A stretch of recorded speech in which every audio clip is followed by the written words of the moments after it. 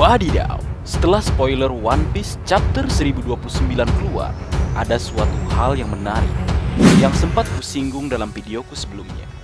Yap, ini adalah perihal sebuah kartu yang dikeluarkan Basil Hawkins sesaat sebelum dirinya ditumbangkan oleh Killer.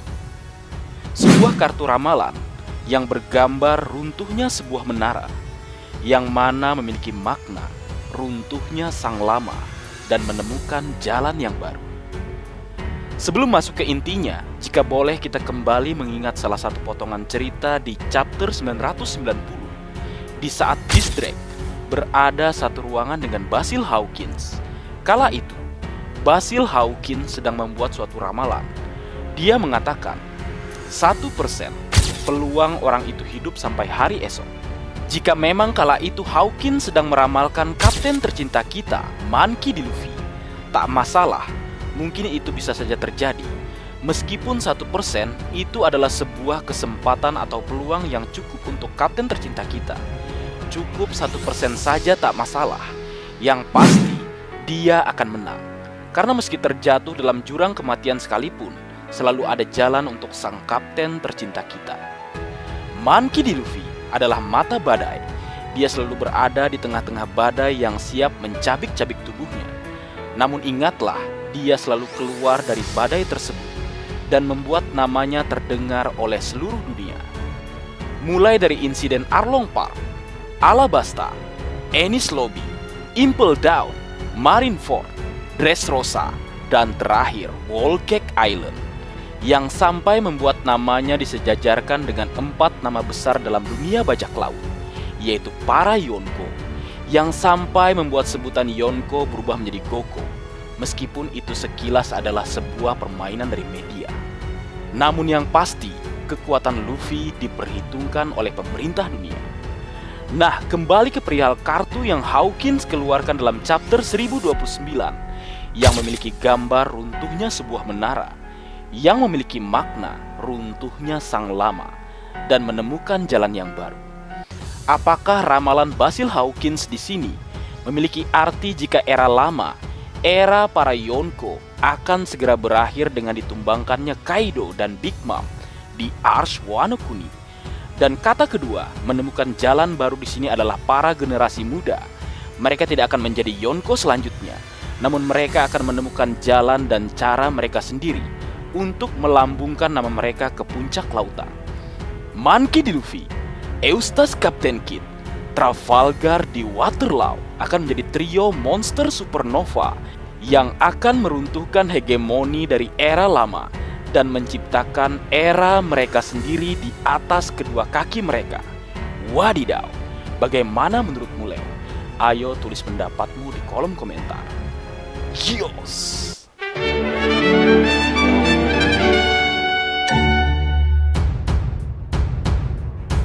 Halo Leo, jumpa lagi bersama Mimin di sini. Sesuai janjiku yang cukup lama kuucapkan pada kalian semua, bahwasanya aku akan membuat sebuah video khusus terkait alasan mengapa seorang Orochi masih hidup hingga sekarang. Yap, sejak lama banyak dari para nakama yang sudah berspekulasi jika Shogun terjelek di muka bumi alias Kurozumi Orochi masih hidup usai ditebas lehernya oleh Kaido, atau usai dia yang dalam wujud buah iblisnya ditebas bersamaan oleh para Akazaya.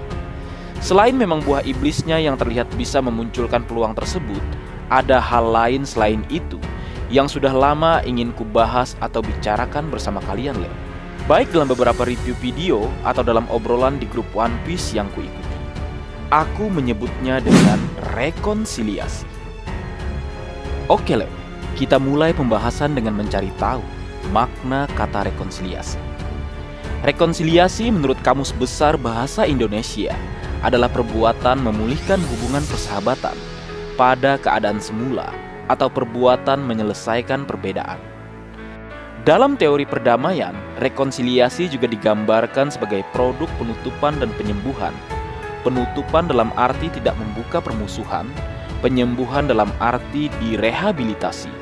Ini menurut Galtung di tahun 1998. Beberapa poin yang perlu kita catat. Pertama, pemulihan hubungan kedua penyelesaian perbedaan, ketiga penutupan dan penyembuhan.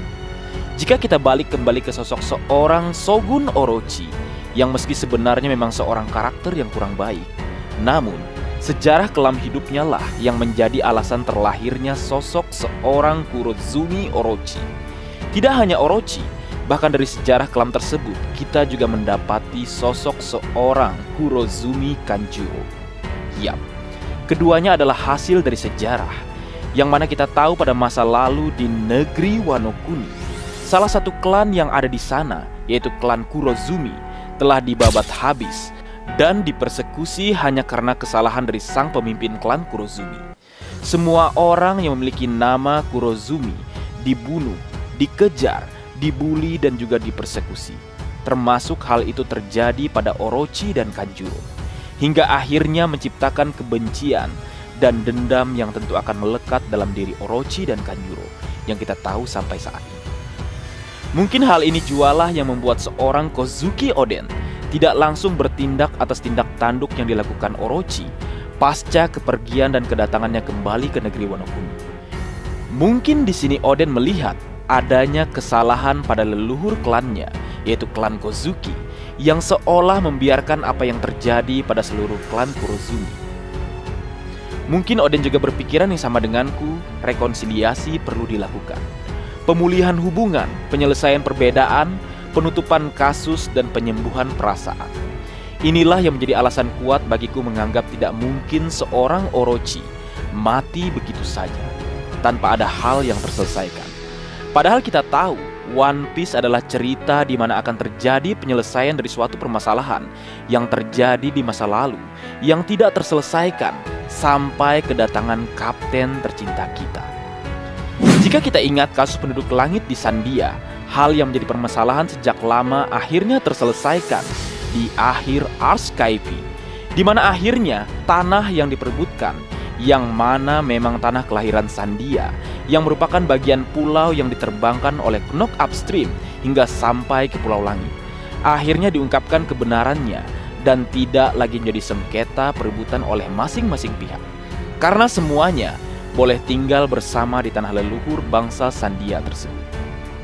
Kembali lagi ke pembahasan, sama seperti kasus di Ars Skype, sepertinya apa yang terjadi di negeri Wano Kuni tentang terjadinya persekusi suatu klan memang harus diselesaikan. Kembali lagi menelisik, rekonsiliasi merupakan inisiatif penting untuk menghilangkan ketidakpercayaan dan kebencian yang memicu berulangnya konflik, mencapai konsolidasi perdamaian, dan memungkinkan terwujudnya perdamaian yang berkelanjutan. Jika boleh kukatakan, menghentikan dendam yang terjebak dalam lingkaran amarah. Karena permasalahan itu tak akan pernah selesai jika tidak terjadi rekonsiliasi. Atau opsi keduanya, salah satu pihak benar-benar lenyap atau hilang. Namun kembali harus kukatakan, suatu klan atau suku boleh saja dibabat habis, namun paham atau ideologinya akan selalu ada dan terlahir kembali di generasi-generasi selanjutnya. Karena meski klan atau suku telah dilenyapkan secara paksa, namun pasti akan ada seseorang yang tertarik dan mencari tahu tentang ceritanya. Kembali lagi ke Kurozumi Orochi. Mengapa ia masih hidup? Kesampingkan dulu tentang rekonsiliasi. Mari kita mencari alasan dari sisi kekuatan buah iblisnya.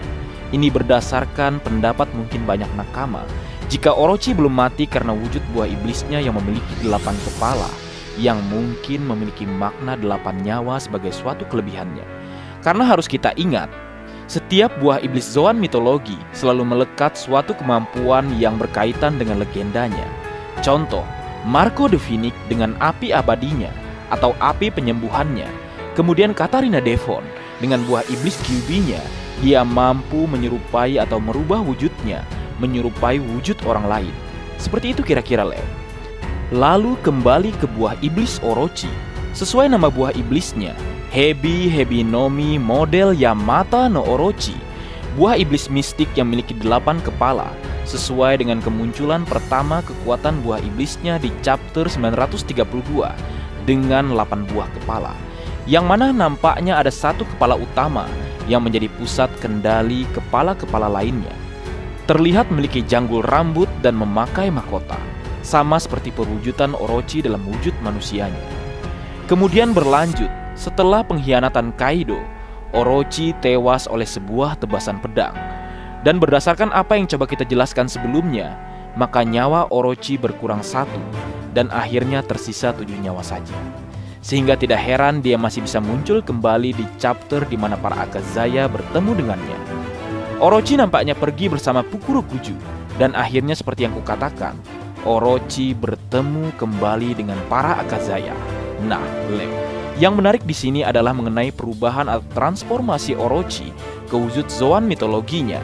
Bukannya bertransformasi dengan 7 kepala, namun Orochi memilih bertransformasi dengan 6 kepala saja untuk berhadapan dengan para Akazaya. Dilihat dari gambar, kesemua kepala dipenggal oleh Kinemon dan kawan-kawan, maka dengan ini tersisa 1 nyawa atau 1 kepala. Sepertinya Orochi memang sengaja hanya mengeluarkan 6 kepala dan menyimpan 1 kepala untuk berjaga-jaga. Sehingga di salah satu chapter terbaru, kita bisa melihat dia masih hidup dan mengintip pertarungan antara Jack sang tandus melawan Inuarashi. Jika kita boleh list, dari 8 kepala, 1 kepala dipenggal oleh Kaido, 6 kepala dipenggal oleh Kinemon dan kawan-kawan, sehingga masih tersisa 1 kepala ya Leo. Dan kembali, kenapa Oda Sensei masih membuat Orochi hidup? Selain memang karena Oda jarang mematikan karakter yang ia buat, hal ini menurutku berkaitan dengan rekonsiliasi tadi. Hal yang harus diselesaikan, yang kemungkinan bisa terjadi di akhir Ars Wano Kuni, di mana bisa saja seorang Kozuki Momonosuke dari perwakilan klan Kozuki akan berdamai dan saling memaafkan dengan klan Kurozumi yang diwakili oleh Kurozumi Orochi. Rekonsiliasi ini penting, Leo. Banyak atau ada saja kejadian serupa terjadi di belahan-belahan dunia, bahkan di negeri kita tercinta sekalipun. Jadi bagaimana menurutmu, Leo? Tulis pendapatmu di kolom komentar. Yos. Baik, mungkin segitu dulu yang bisa aku bagi bersama kalian, Leo. Semoga kalian terhibur dengan apa yang aku buat dalam kesempatan kali ini.